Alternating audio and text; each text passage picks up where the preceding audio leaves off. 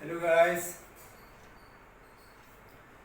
आज के video lecture में हम लोग पढ़ेंगे गॉस लॉ का तीसरा एप्लीकेशन, जो कि एक इम्पॉर्टेंट एप्लीकेशन है, और वो है electric field due to charged spherical charge shell या स्फीयर। सेल भी हो सकता है या स्फेरिकल कंडक्टर भी हो सकता है, दोनों कंडक्टर हो। और उसके साथ और भी देखेंगे हम लोग कि यही स्फेरिकल शेप अगर इंसुलेटिंग मटेरियल का हो, इंसुलेटर का हो और वो चार्ज हो, तो उसका इलेक्ट्रिक फील्ड क्या होगा। मतलब दो पार्ट में बांट देते हैं। एक हो जाता है चार्ज शेल या स्फीयर कंडक्टर, इसका इलेक्ट्रिक फील्ड, और दूसरा में चार्ज इंसुलेटिंग स्फीयर। यहाँ पे क्या है, इंसुलेटिंग स्फीयर है बट वो भी चार्ज है। दोनों के इलेक्ट्रिक फील्ड में बहुत डिफरेंस है। क्या डिफरेंस है वो हम लोग थ्योरी में देखते हैं। पहले बात है चार्ज कंडक्टर शेल या स्फीयर को लेकर के। पहले हम लोग इसका देखते हैं। मान लेते हैं कि ये हमारा चार्ज स्फेरिकल सेल या शेल है या स्फीयर है, कंडक्टिंग है। ये बहुत नोटिसेबल बात है, कंडक्टिंग है, और ये नॉन कंडक्टिंग का केस होगा, कंडक्टिंग है। मान लेते हैं पीक पॉइंट है आर डिस्टेंस पे, जहां हमसे पूछा गया है electric field due to this charge shell और चार्ज स्फीयर कंडक्टिंग कितना होगा। ठीक है, गॉस लॉ यूज कर करके इलेक्ट्रिक फील्ड फाइंड करेंगे, क्योंकि ये भी केस है, सिमेट्रिकल केस है, चार्ज कंटिन्यूअस चार्ज डिस्ट्रीब्यूशन का केस है। गॉस लॉ यूज करने के लिए हम लोग जानते हैं कि पहले क्या करना होगा, इस पी पॉइंट को इंक्लूज करना पड़ेगा गॉसियन सरफेस में। गॉसियन सरफेस में इंक्लोज करते हैं तो जैसा कि ये स्फेरिकल कंडक्टर है तो स्फेरिकल शेप लेंगे, और ये स्फेरिकल शेप गॉसियन सरफेस हुआ।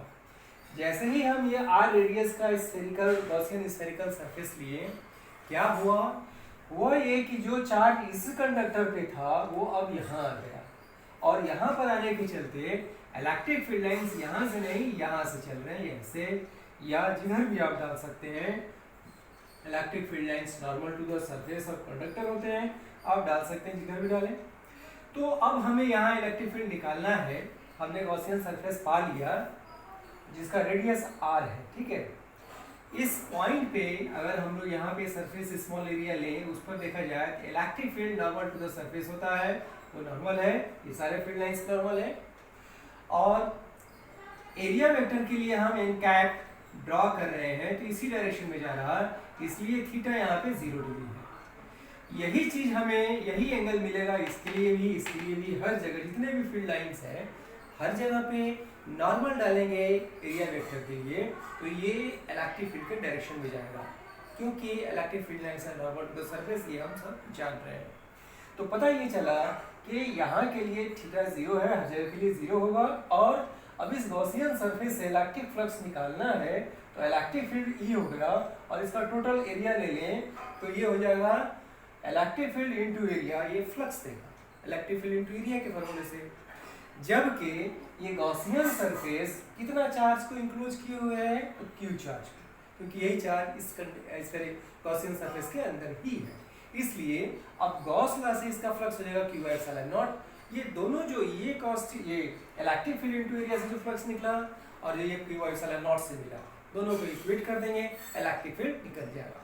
उसके बाद हम लोग डिफरेंट केसेस लेकर के देखेंगे कि ये इलेक्ट्रिक फील्ड, ये पॉइंट पी अगर इसके सरफेस पे हो यहाँ पे या इसके कंडक्टर के अंदर हो, तो ये इलेक्ट्रिक फील्ड क्या दे रहा है। ठीक है, इसके लिए हम जानते हैं कि चूंकि ये वॉल्यूम से रिलेटेड केस है, तो वॉल्यूम चार्ज डेंसिटी हम लोग रोल ले लेते हैं, और इस केस में इसकी जरूरत नहीं है वॉल्यूम चार्ज डेंसिटी की, इसलिए इसको छोड़िए, ये इस केस में काम करेगा, इसको हटा दीजिए। आप डायरेक्ट लिखिए लेट, इसका नाम दे दे रहे हैं एस बी और spherical Gaussian surface, spherical Gaussian surface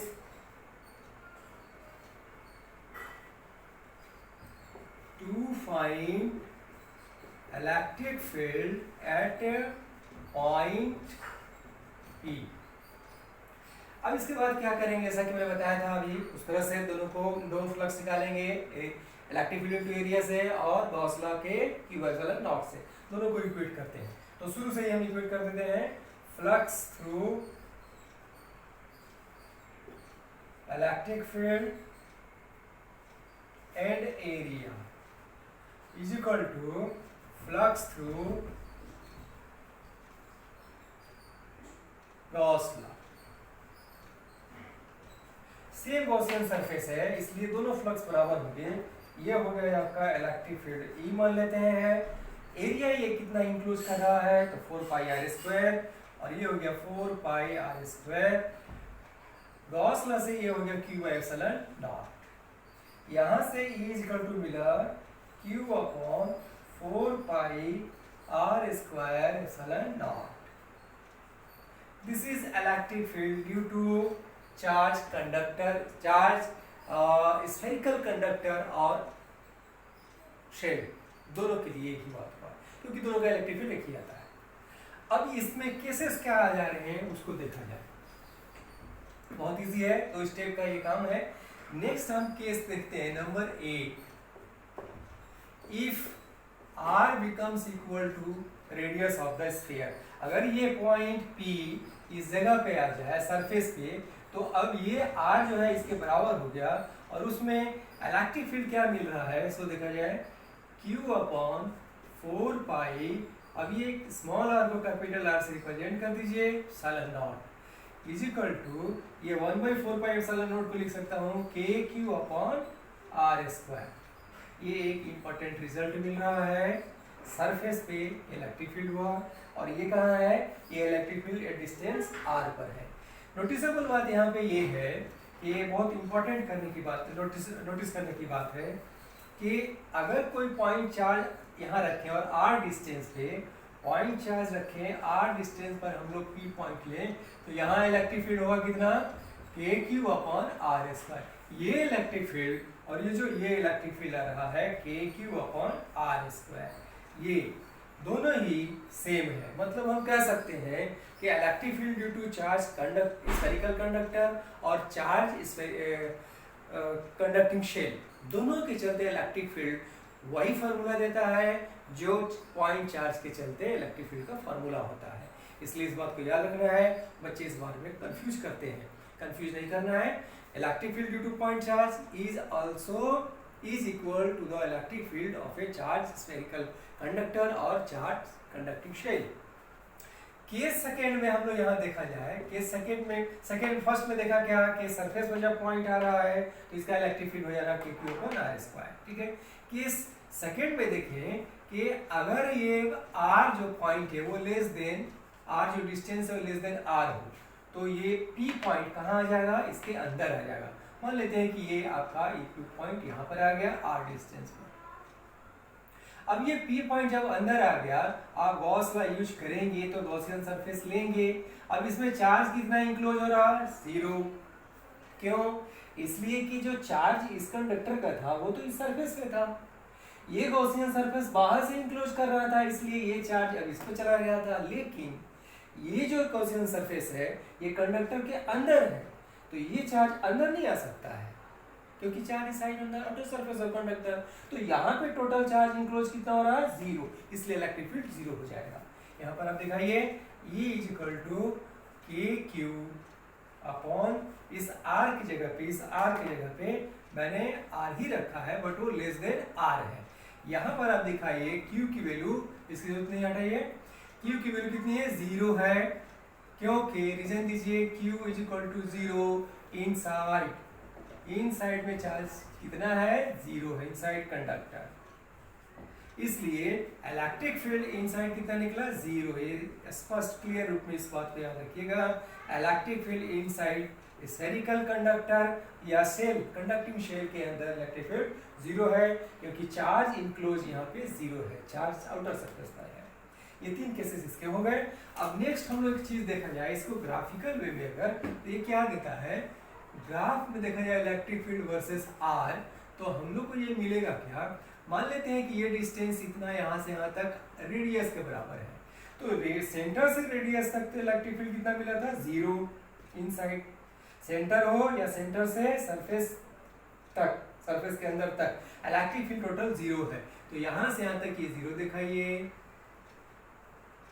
और इस सरफेस पर आकर के इलेक्ट्रिक फील्ड मिला है मुझे कितना, वो मिला है ई मैक्सिमम ये होगा, और ये मिला था K q upon r square, r लेकर के इसका रेडियस के बराबर। और सरफेस से जब बाहर हम जा रहे थे small r distance P point की तरफ, तो हम क्या देख रहे थे, ये मिला था K q upon r square, मतलब इलेक्ट्रिक फील्ड वेरी कर रहा है आर स्क्वायर के साथ, और ये वेरी क्वाड्रेटिक फॉर्म में है, इसलिए ग्राफ इसका कर्व हो जाएगा, ये आपका हो गया E proportional 1 upon r square, ये वाला केस ये हो गया।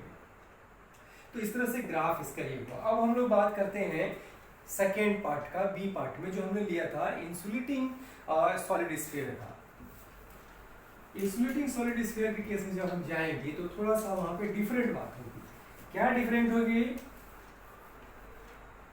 Case second insulating charge sphere, charged insulating sphere solid है, ये मान लेते हैं कि हमारा स्फीयर है, और ये इंसुलेटिंग है, इंसुलेटर है, नॉन कंडक्टिंग है, ये सॉलिड है, ठीक है।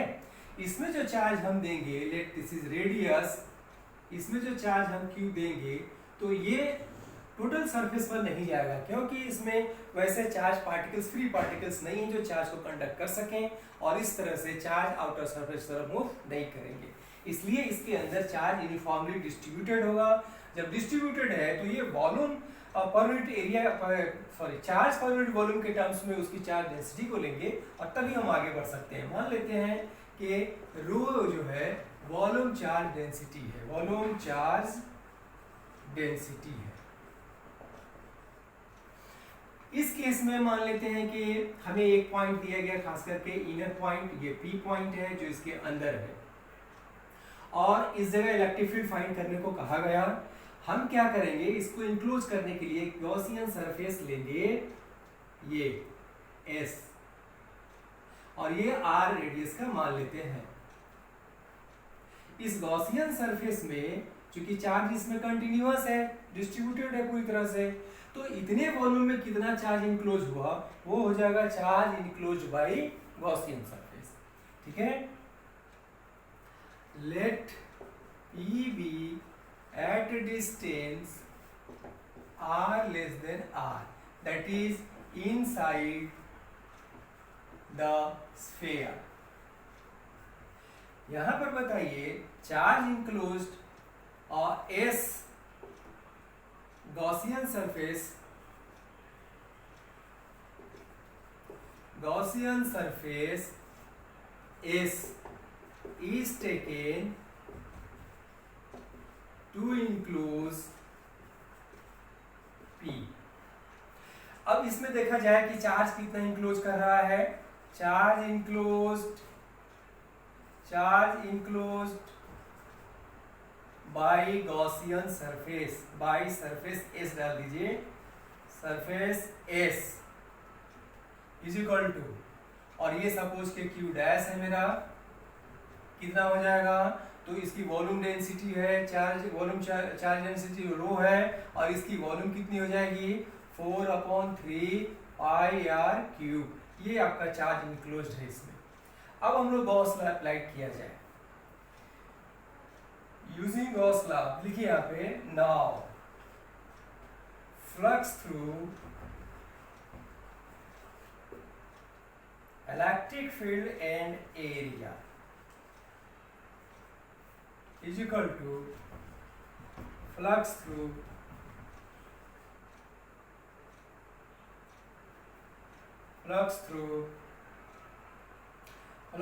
Gaussian surface है ये, flux through S taking, यहाँ पर वर्ड डाल दें आप, taking electric field in area, flux through surface S by Gauss law।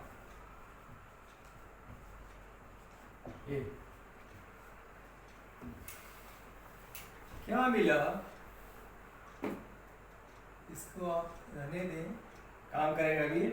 अब यहाँ पे वैल्यू रखा जाए, यहाँ पे हो गया electric field into area. Area इसका कितना आ रहा है, क्योंकि अब जो चार्ज इसमें इंक्लोज है उसके चलते फील्ड लाइंस ऐसे चल रहे हैं इस पे ये, तो इस सरफेस एरिया को लेंगे electric field into surface area 4 pi r square, और इधर रखेंगे flux through surface S by Gauss law हो गया q dash by epsilon naught.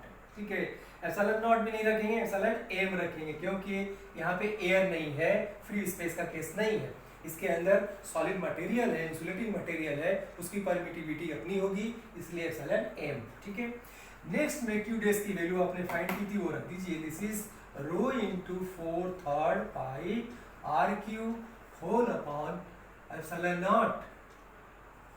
ये अब इन दोनों को देखिए कौन कौन सा फिगर कट रहा है, 4 पाई आर स्क्वायर कट गया। Next we get electric field is equal to rho into r upon 3 epsilon m naught m. This is electric field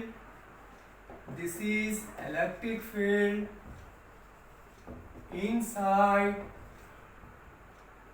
non-conducting sphere। ये अब यहाँ पे इंपॉर्टेंट बात नोट करिए, इलेक्ट्रिक फील्ड फाइनली किस पे depend कर रहा है, डिस्टेंस आर पे। ये फिक्स है, ये फिक्स है, ये फिक्स है, सब फिक्स है, आर पे डिपेंड कर रहा है, इसलिए ई प्रोपोर्शनल आर, मतलब कि electric field inside the conductor radius के प्रोपोर्शनल है। सेंटर से जैसे जैसे आगे बढ़ेंगे इलेक्ट्रिक फील्ड बढ़ता जाएगा, और इलेक्ट्रिक फील्ड बढ़ते हुए ये मैक्सिमम हो जाएगा यहाँ सरफेस पर आकर के। सरफेस के बाद अब यहाँ फिर से वही रूल लगेगा जो कंडक्टर के लिए लगा था कि इलेक्ट्रिक फील्ड घटने लगेगा inversely proportional to r square के फॉर्म में। कैसे आएगा अभी हम दिखाएंगे यहाँ पे केस दिखा करके। ये नोटिसेबल बात है, इसको नोट करिए कि नॉन कंडक्टिंग स्फीयर के अंदर इलेक्ट्रिक फील्ड सेंटर पे जीरो होगा। सेंटर पे क्यों जीरो होगा, क्योंकि जो इलेक्ट्रिक फील्ड लाइंस ये हैं ये सब एक दूसरे को कैंसिल आउट कर करके यहाँ जीरो बनाएंगे, इसलिए यहाँ पे जीरो होगा। ठीक है, लेकिन सेंटर से जैसे ही हम रेडियस सरफेस की तरफ मूव करेंगे ये प्रोपोर्शनल टू आर होगा, लाइनियरली वेरिएशन है, लाइनियर फॉर्म में वेरी कर रहा है। ठीक है, जैसे जैसे बढ़ेंगे जितना रेशियो में आर बढ़ेगा उतना रेशियो में इलेक्ट्रिक फील्ड बढ़ेगा, और ये मैक्सिमम हो जाएगा सरफेस पर आकर के। सरफेस पर आने के बाद अब वहां पे क्या फॉर्म आ रहा है उसको देखा जाए। Case first, if r equals to r, अगर ये p पॉइंट इस जगह हो तब यही फॉर्मूला आपका कितना हो जा रहा, E equal to rho r upon 3 epsilon m, और आप यहाँ पे रो की वैल्यू रखें।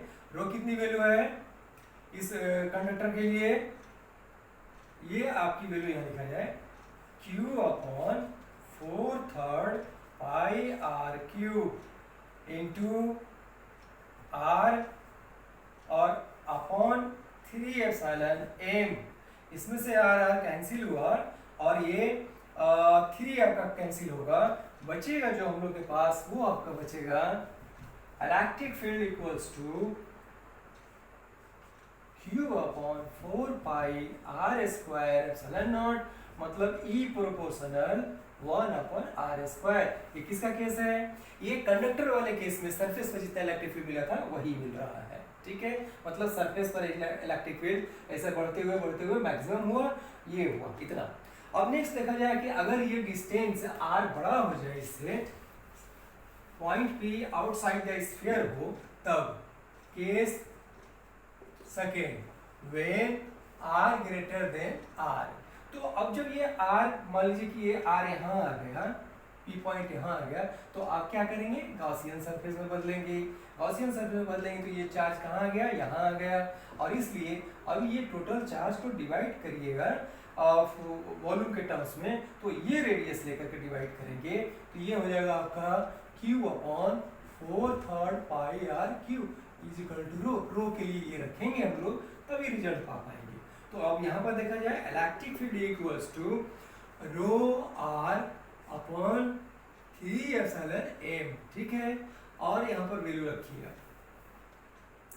Electric field is equal to rho की वैल्यू हो जाएगी q upon 4/3 pi r cube into r whole upon 3 epsilon m। और इस तरह से सब कैंसिल होने के बाद मिलेगा क्या, Q upon 4 pi R square epsilon M, और electric field proportional to R square, जो कि कंडक्टिंग स्फीयर में भी सरफेस से बाहर के लिए मिला था। मतलब ये हुआ टोटल, मतलब क्या हुआ, सेंटर पे 0, सेंटर से जैसे जैसे सरफेस की तरफ जाएंगे ये बढ़ता जाएगा प्रोपोर्शनल टू रेडियस, और सरफेस पर आके ये मैक्सिमम होगा।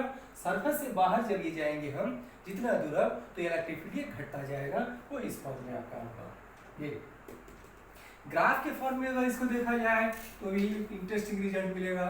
और ये मिल रहा क्या, तो देखिए electric field, this is distance, ये आपका रेडियस अगर है r इक्वल टू r, तो यहाँ से यहाँ तक डायरेक्ट वेरिएशन था, तो डायरेक्ट ये उठाइए, ये आपका बता रहा है E प्रोपोर्शनल r, और यहाँ पर आकर के मैक्सिमम हुआ था सरफेस पे, जो कितना था E मैक्सिमम, और ये मिला था आपका KQ अपॉन R स्क्वायर। और इसके बाद यहाँ के बाद वाला केस अब यहाँ दिखाएंगे, जो कि inversely proportional to R square है, वो इस तरह से जा रहा है, E प्रोपोर्शनल 1/r स्क्वायर। ये क्वाड्रेटिक फंक्शन है, इसलिए ग्राफ कर्व हो जाएगा ये। तो इस तरह से नॉन कंडक्टिंग चार्ज स्फीयर के लिए ये मिला, जबकि कंडक्टिंग स्फीयर या सेल के लिए ये नहीं रहेगा। ठीक है, उसमें आपका सिर्फ और सिर्फ यहाँ से होगा जो दिखाया था मैंने, this is E equal to KQ upon R square, and this is E proportional 1/r square. ये डिफरेंस है।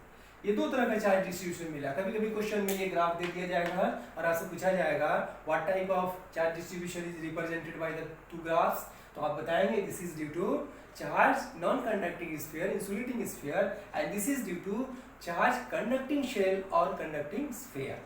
आप समझते होंगे, मैं समझता हूँ आप कंसेप्ट समझ गए होंगे।